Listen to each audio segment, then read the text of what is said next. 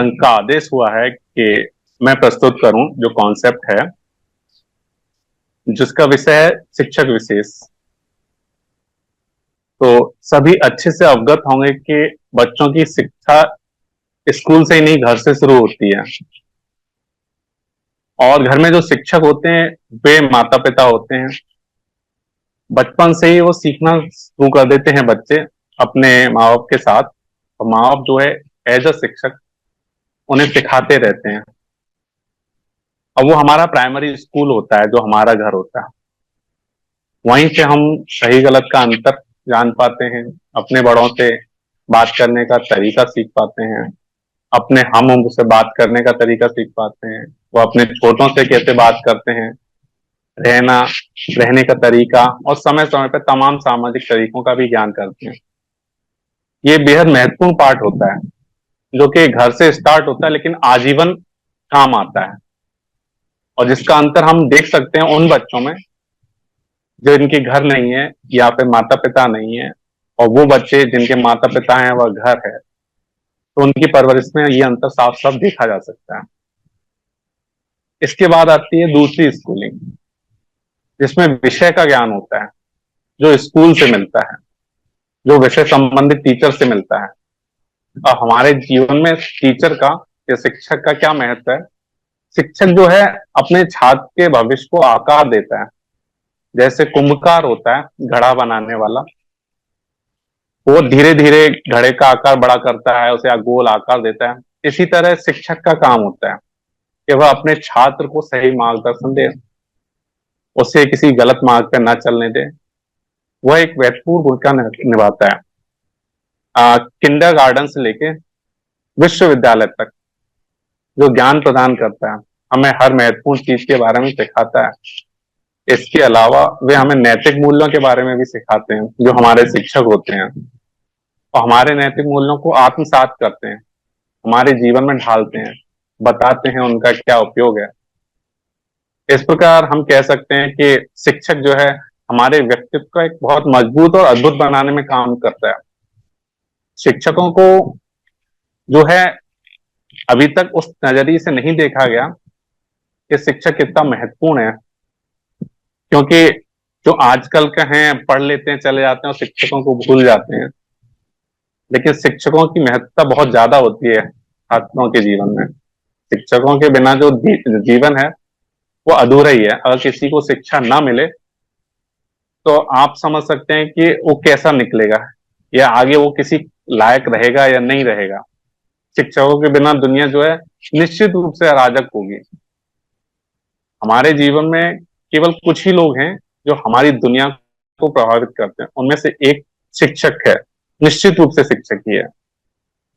अब हमारे जो संघ है, समण संघ, ये भी एक शिक्षक की भूमिका निभा रहा है। अब वो किस तरह से निभा रहा है कि हम लोगों को जोड़ने में, हमारे साथियों के साथ जुड़ने में मदद करता है। हमें यहाँ से सीख मिलती है कि हम साथ कैसे रहें, एक दूसरे से कैसे जुड़ें, एक दूसरे के दुख में कैसे साथ खड़े हों, या किसी का दुख है तो कैसे बांटें।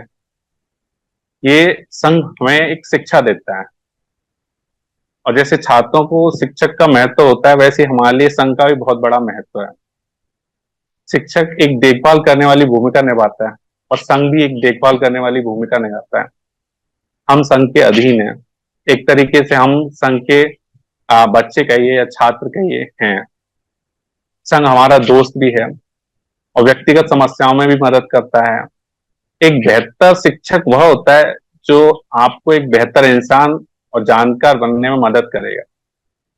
इसके अलावा ये मैं कहना चाहूंगा कि वे अपने छात्रों की क्षमता को भी देखते हैं। जो टीचर्स होते हैं, जिस छात्र में जिस तरह की क्षमता होती है वो उसको निखारने में वैसी मदद करते हैं, क्योंकि हर एक छात्र में अलग अलग तरह की प्रतिभा देखी गई है। अगर सभी को एक ही तरीके से दिखाया जाए तो सब एक जैसे नहीं बन पाते। ये सब जो है शिक्षक के हाथ में होता है, उनकी प्रतिभा पहचानना।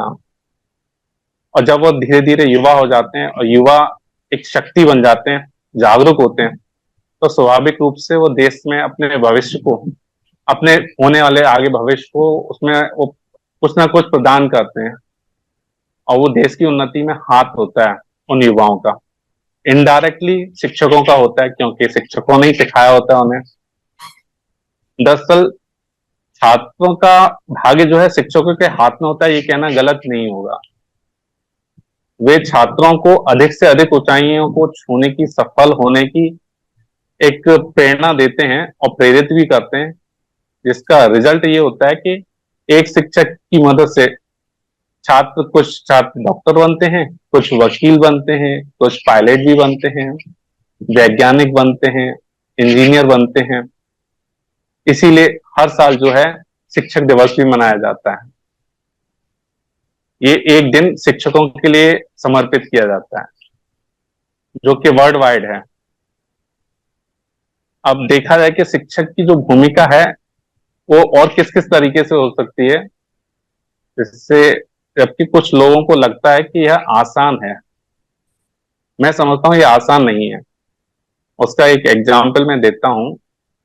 एक शिक्षिका हुई थी सावित्रीबाई फूले, जिनके अथक प्रयासों से आज महिलाएं पढ़ पा रही हैं। वैसे सभी को ये पता होगा कि वह देश की पहली शिक्षिका बनी थी जिन्होंने लड़कियों की पढ़ाई के लिए पहल की और समाज से लड़ी, किसी की परवाह भी नहीं की। और वह समाज की उलाहना झेलते हुए भी वो अपने काम में लगी रही।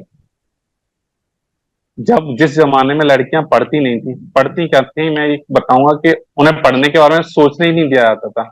ना कि पुरुष जाति सोचती थी, ना महिला जाति, उन्हें पढ़ने ही नहीं दिया था। तब उन्होंने ये शुरुआत की। उनके सामने भी बहुत चुनौतियां आई। जो समाज के ठेकेदार हैं उन्हें उल्टा सीधा कहते थे, भला बुरा कहते थे, यहाँ तक कि उनके ऊपर कीचड़ और मल ये भी फेंकी जाती थी। इसी वजह से वो एक साड़ी एक्स्ट्रा लेके चलती थी, स्कूल में जाकर बदलती थी और फिर वो अपने काम में लग जाती थी। लेकिन वो अपने एम से बिल्कुल डगमगाई नहीं। उन्होंने ऐसी पहला स्कूल पूना में खोला, जो कि बहुत ही बढ़िया चला। वो लड़कियों को पढ़ाया गया, तब से लड़कियों का पढ़ना शुरू हुआ। इसीलिए मैं समझता हूँ कि सभी महिलाओं को उनके लिए कृतज्ञ होना चाहिए, पुरुषों को भी होना चाहिए। तो इसलिए एक शिक्षक की जो भूमिका होती है वो चुनौतीपूर्ण होती है और महत्वपूर्ण भी होती है। सही ज्ञान को सही तरीके से प्रदान करना उनकी जिम्मेदारी होती है। उन्हें व्यवस्थित तरीके से पढ़ाना होता है, जिसके लिए वो पाठ को पहले से तैयार करते हैं, प्रिपेयर करते हैं। वह सटीक तकनीकियों से वो पढ़ाते हैं और छात्रों को प्रेरित करते हैं। तो ऐसे शिक्षक बहुत जरूरी हैं। अच्छे शिक्षक की पहचान क्या होती है? एक अच्छा शिक्षक अपने छात्र को अच्छे तरीके से पढ़ाता है, छात्रों को होमवर्क भी देता है, बेहतर अभ्यास के लिए नियमित रूप से उसकी जांच भी करता है, उसका आकलन भी करता है। आकलन सही, उसके जो रिजल्ट सही ना आने पे फिर उसके लिए मेहनत करता है और बेहतर शिक्षण पैटर्न अपनाता है। और बेहतर पैटर्न के लिए वो पाठ्य योजना बनाता है। साल की शुरुआत में वो एक सहज शिक्षण अनुभव के लिए पूरे पाठ्यक्रम की योजना बनाता है, किस तरह से पढ़ाना है, किस बच्चे को कितना टाइम देना है। क्योंकि सभी बच्चों में समानता नहीं होती है, हर एक की अपनी प्रतिभाएं होती हैं। कोई कमजोर वर्ग से होता है, कोई बहुत होशियार भी होता है। तो ये शिक्षक को देखना होता है किस पर कितनी मेहनत करनी है। पढ़ाने के अलावा एक शिक्षक अच्छा आयोजक भी होता है। उन्हें पूरे साल स्कूल में होने वाली विभिन्न गतिविधियों का आयोजन करना होता है। इसके अलावा उन्हें अन्य छोटी लेकिन महत्वपूर्ण चीजों का भी ध्यान रखना होता है, जैसे बैठने की व्यवस्था। यह भी सुनिश्चित करते हैं कि सभी बच्चों के लिए समान सुविधा मिले, किसी के लिए कोई स्पेशल ट्रीटमेंट ना हो। जैसे कि हमारे समर संघ में सभी एक बराबर है, कोई नेता नहीं, कोई मंचमाला नहीं, सभी बराबर हैं, सबका सम्मान बराबर है। ये संघ की एक बहुत ही अच्छी बात है। और इसके अलावा वे स्कूल में बहुत से कार्यों की और गतिविधियों की निगरानी करते हैं। उदाहरण के लिए उपस्थिति, होमवर्क, व्यवहार, शिक्षकों द्वारा निगरानी। वे छात्रों को अनुशासन में रखते हैं, शिष्टाचार भी सिखाते हैं। तो ये जिम्मेदारी एक बहुत बड़ी जिम्मेदारी होती है। और सबसे महत्वपूर्ण बात यह है वे छात्रों को हर कदम पर मार्गदर्शन देते हैं। अगर कोई छात्र बड़ा होकर जॉब पे लग जाए या अपना बिजनेस करे, उसके बाद भी अगर वो अपने टीचर से मिले तो टीचर को प्रसन्नता ही मिलती है। टीचर को खुशी मिलती है कि उसके पढ़ाया हुआ जो लड़का है या लड़की है वो उस मुकाम तक पहुंच गया है। और इस तरह से हर एक को अपने मुकाम तक पहुंचाने की जो जिम्मेदारी है वो एक शिक्षक की होती है। वो सुनिश्चित करता है कि वे किसी एक छात्र को प्राथमिकता ना दें, सभी पर समान ध्यान दें। वास्तव में शिक्षकों को यह तय करना होता है कि वे उन छात्रों पर कैसे ध्यान बांटें तो दूसरों की तुलना में थोड़े कमजोर हैं। तो इस तरह से शिक्षक अपना टाइम, अपना जीवन छात्रों के लिए लगा देता है। इस प्रकार यह कहना उचित होगा कि हमारे शिक्षक ही हैं जो दुनिया को एक बेहतर जगह बनाते हैं। वे छात्रों को जीवन को बेहतर बनाते हैं, क्योंकि अगर जो हमारा फ्यूचर है, फ्यूचर मतलब जो हमारे बच्चे हैं वो बेहतर बनेंगे तो दुनिया बेहतर बनेगी। इसके अलावा शिक्षक वे ही हैं जो बच्चों को पढ़ाते रहते हैं, निरंतर उनके लिए अपना काम करते रहते हैं। वही संरक्षक बनते हैं, वही अभिभावक भी बनते हैं, वही दोस्त भी बन जाते हैं कई शिक्षक, और किसी के जीवन में बहुत बड़ा बदलाव ला देते हैं, कोई उनसे प्रभावित हो जाता है। तो इस तरह से शिक्षक का महत्व बहुत है। और शिक्षा के इस महत्व को समझते हुए बाबा साहब भीमराव अंबेडकर ने अपने 3 सूत्रों में से एक सूत्र था शिक्षा। शिक्षा को बहुत इंपॉर्टेंट बताया। शिक्षित रहो या शिक्षित करो, ये उन्होंने बहुत ही ज्यादा महत्वपूर्ण बताया।